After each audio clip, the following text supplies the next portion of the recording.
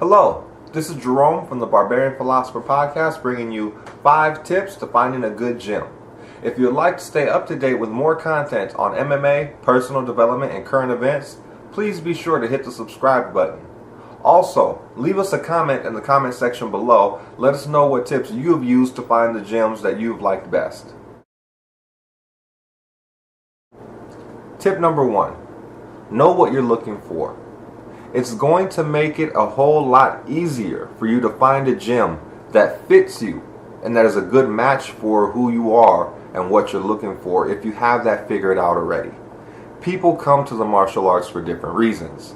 Some people come into the martial arts because they want to learn self-defense. Some people come into the martial arts because they want to be competitors.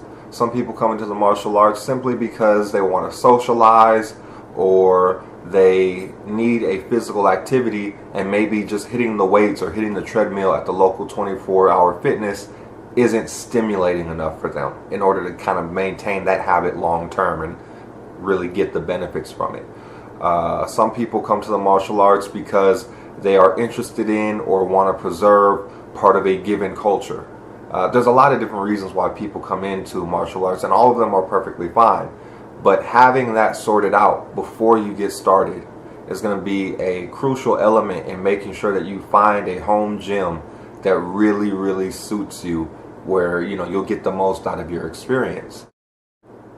Obviously, if you're looking to be a competitor, right, you want to compete in Brazilian Jiu-Jitsu, or you want to compete in Muay Thai or MMA or boxing or whatever the case may be, it doesn't make sense for you to go to a gym that has an emphasis on doing katas and going over the rituals and a lot of the pomp and circumstance. That's not really going to assist you, right? Going to a gym whose primary focus is a bunch of dirty street stuff isn't really going to help you as a competitor. Finding the gym that emphasizes what it is that you're looking for is really what's going to ensure that you find a solid match. So try and get that situated before you even start looking for gyms. Also, if possible, unless you just have no idea and you have no previous experience, try to understand or get an idea of what you want stylistically. Are you trying to learn to wrestle, to grapple? Are you trying to learn to strike? Maybe you want to get good with your hands. Maybe you want to, get good with some bladed weapons, or whatever the scenario may be. Having all of this stuff sorted out is pretty crucial. So take some time, get a piece of paper, do a little reflection, and figure that out. Tip number 2, shop around. Don't just settle for the first gym that you come across. Try to compile a nice little list of gyms that are in your area and go to them. Most dojos, most gyms have a free class or a free week or some kind of free trial period because they want to woo you into signing up. They want you to get a chance to see how good what it is that they have to offer is. This is kind of important. You want to look for different things. You want to see how this gym compares to that gym. How is the instruction? How is the atmosphere? How do the students engage with each other? The only way you're going to make an informed decision as to what suits you best is if you get out there and you kind of mix and mingle in these different environments. All too often people will just stop somewhere. It's the first place they found, and bam, they're in. They sign up, that's all it is, done deal. And then come a year, 2 years, 4 years down the line, they realize that maybe this was kind of a crappy gym because they didn't go out and compare. So save yourself that grief. Go out, get your face known, meet new people, go, stick your nose in all the different local gyms. And if possible, go try different styles. If you're thinking, hey, you know what, I really want to get into karate, let's say, and you've tried a couple karate gyms and you just happen to find that there's a boxing gym nearby, go try it out. If they have a free class, why not? You may find that you find that more enjoyable, or you find that more practical, you find that more whatever, you know. Don't limit yourself to one style if there's other options around. Go get your feet wet. Experience as much as you can. At the end of the day, it'll only help you to make a more informed decision. Tip number 3, look for chemistry. When you go to a gym, pay attention to how you get along and what kind of gut feeling you get from the people that you're engaging with. Look to find a teacher or an instructor who teaches in a way that you learn, right? Some people are visual learners. Some people, they have to see it once or twice and then they pick it up, right? They're instinctive in that way. Some people need things broken down to them and explained orally, right? Some people need to have an instructor who's going to talk to them and tell them, you know, you step like this because X, Y, and Z. You don't move like that because 1, 2, 3, 4, and 5. Some people need to experience hands-on. They need to actually do the movement in order to learn. An explanation or simply watching it isn't going to help them, right? The best option would be that you find a instructor or a sifu or a sensei who is good enough that they can teach in different methodologies. That's like A1, that's really what you want. But that's not always the case. So look to see if you have a chemistry in how you learn and how that professor teaches. Also, I think that it's important that you have some chemistry with your instructor on a personal level. Chances are, if you're at a good gym, you're going to be doing sparring, you're going to be getting pushed to your limits, you're going to be in some uncomfortable situations, and it's going to be very difficult for you to learn and trust your instructor if you don't really have a good vibe with them, if you don't really like them as a person. Is it possible for you to have an instructor who maybe you're not the best of buds in the whole wide world, but you know, he's a good teacher, he gives good instruction, he may not be warm and fuzzy, but he gets the job done? Sure. And if he has the best class, by all means take his class. But if you get a weirdness from the dude, right? If you just find you don't get along with the person, then that's not going to be a positive learning environment.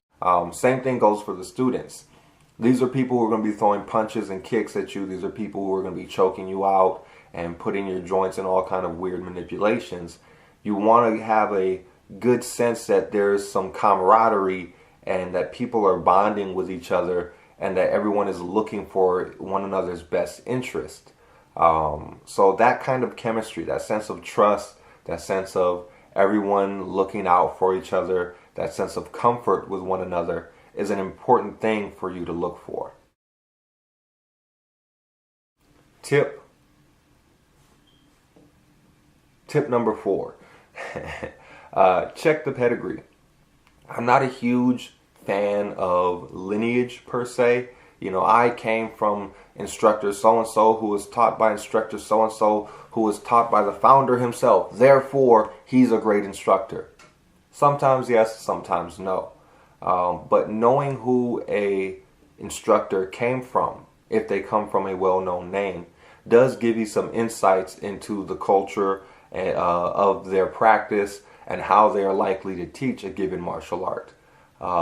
If someone comes from a gym, let's say we're talking jiu-jitsu, and they come from a gym or an instructor who has a very pressure-heavy, takedown-heavy, almost wrestling-based style of jiu-jitsu, you can rest assured they're probably going to be teaching something very similar to that. Meanwhile, if they come from a gym which is very play off of your back, very intricate and detailed with the submissions off their back, then you can rest assured that's probably going to be very similar to what they're teaching. Of course, everyone will throw in their own bit of experience into the mix, but knowing where an instructor comes from does give you some insight as to what to expect in their teaching style. Also, if they have a competitive record, right? So let's say you're looking to compete, and you want to know that the person that is teaching you has some hands-on experience with competition, that they understand what it's like to go through the paces and go through the steps of competing. Are there people who may have never competed but are really, really good at the sport or at the art, who are technicians and have a very detailed understanding? Sure, they exist. You have to use your own sense of, you have to use some common sense, right? But knowing that a person has competed, and if possible, checking their record to see that what they're telling you is the truth, is a very useful tip, right? Aside from the can this person teach well aspect of things, aside from kind of getting an idea of what the culture or teaching style is, if you can check their pedigree, you can counterbalance that against what they say they've done. Obviously, if this person says, I was a 3-time world champion in X, Y, and Z, and then you look up their name and you found, they've only done amateur, then you can kind of tell this person's full of shit and maybe I shouldn't trust this person, right? Maybe this person is trying to con me and just running this as a place to get money. Maybe this isn't the foundation that I really want to build my quote-unquote house on, right? Check the pedigree. You can only use the information to help you out. And lastly, tip number 5 is ask around. Try to get as much information about this instructor and this gym from somebody other than the instructor. At the end of the day, a martial arts gym or dojo is a business, right? No businessman goes around and brags about how shitty their product is. No businessman goes around and tells people that they're incompetent or that their product is inferior. It is the job of the businessman to sell you on the idea of how great what it is that they're selling is.